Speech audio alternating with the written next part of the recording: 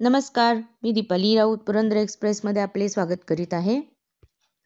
बोबगाव येथील मांढरची प्रति काळूबाई म्हणून ओळखले जाणारे काळूबाई मंदिर येथे दरवर्षी मोठी यात्रा भरते.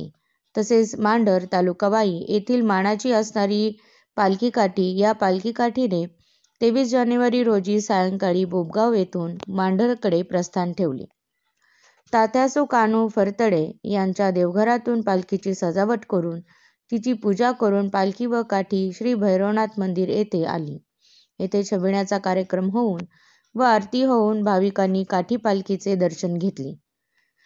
पालखी काठीने मांढरकडे प्रस्थान ठेवले. काल रात्री नेरे तालुका पुरंदर येथे मुक्काम करून पुन्हा पहाटे पालखी काठी मांढरकडे रवाना झाली. बुधवारी रात्री मांढर देवीच्या मंदिराच्या शिडाला काठी लावली जाते. त्यानंतर रात्री 12 वाजता डाकदार, पुजारी, अधिकारी, पदाधिकारी व ग्रामस्थ यांच्या उपस्थितीत पालखी काठीचे मंदिर प्रदक्षिणा होते. पालखीची देवभेट झाल्यावर आरती होऊन बोबगावची पालखी काठी बोबगावच्या परतीच्या प्रवासाला निघते. गुरुवारी पालखी काठी बोबगावच्या मंदिरात आल्यानंतर येथील प्रतिकाळूबाई यात्रेला सुरुवात होते, अशी माहिती शिवाजी फरतडे, बाळासाहेब फरतडे, विलास फरतडे, तात्यासाहेब फरतडे यांनी दिली.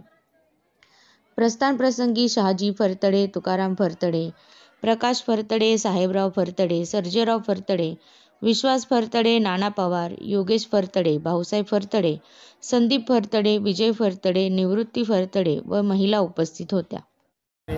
यांच्या घरामधून मांढर देवी यात्रेसाठी जाण्यासाठी वेळेला पालखी बोबगावमधून निघते. वाड्यातून निघाल्याच्या नंतर भैरवनाथ मंदिरापाशी छबिना येतो. छबिना आल्याच्या नंतर तिथून मंदिरापासून छबिना झाल्याच्या नंतर मांढर देवी इकडे प्रस्थान होतं.